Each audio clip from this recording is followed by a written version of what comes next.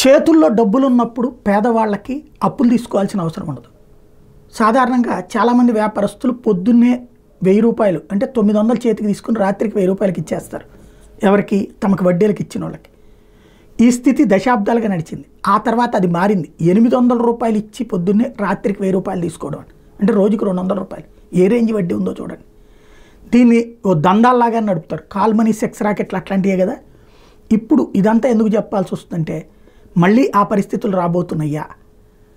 అటు కేసీఆర్ కానీ ఇక్కడ జగన్మోహన్ రెడ్డి కానీ వివిధ పథకాల రూపంలో కొంత జనాలకి డబ్బులు, ఆంధ్రాతో పోల్చుకుంటే తెలంగాణలో ఒక 30% ఉండుంటుందేమో, ఆంధ్రాలో దాదాపుగా 70-80% జరిగినటువంటి పరిస్థితి. అనేక సంక్షేమ పథకాల ద్వారా డబ్బులు వచ్చేటప్పటికి అప్పులు తీసుకోవడం కంటే అప్పులు ఇచ్చేటటువంటి స్థితికి కూడా వచ్చారు. అదే సందర్భంలో ఏ ప్రాబ్లం లేకుండా బ్రతికేశారు. ఇప్పుడు మళ్ళీ అప్పుల కోసం చేతులు జాస్తున్నారు పేదలు. అనేక వ్యాపారాలకు అదే పెద్ద మైనస్ అవుతుంది. ఏం జరుగుతుందో చూడాలి.